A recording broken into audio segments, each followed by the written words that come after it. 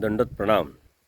ज्याप्रमाणे जीवामध्ये दोष असतात त्याचप्रमाणे देवतेमध्ये सुद्धा दोष असतात आणि त्यामुळेच ह्या देवता किंवा जे सामर्थ्य आहे ते या जीवाला मुक्ती देऊ शकत नाही आणि म्हणून देवतेची भक्ती करण्यात जीवाचा कोणत्याही प्रकारचा फायदा नसतो. देवतेचा दोष म्हणजे अधीनत्व.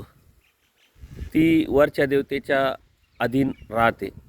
प्रत्येक देवता कोणत्या तरी देवतेच्या अधीन असल्यामुळं त्यांना स्वतःचं कोणत्याही प्रकारचं स्वातंत्र्यिक विचार नाही किंवा स्वातंत्र्यिक आचार नाही किंवा स्वातंत्र्यिक काही निर्णय घेणे नाही आणि हा त्यामधला सर्वात मोठा दोष आहे.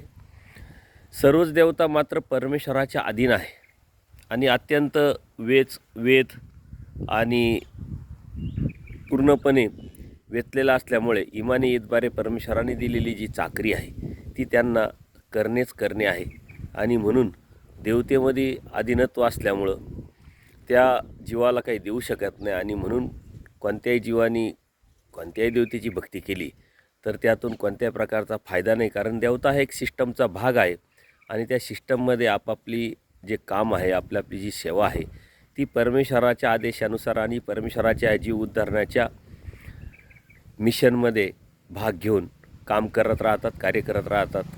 त्या पलीकडे जाऊन परमेश्वराला अनन्यभावी शरण जाऊन आपण परमेश्वराची भक्ती केली तरच या जीवाची मुक्ती होऊ शकते. दंडोत प्रणाम.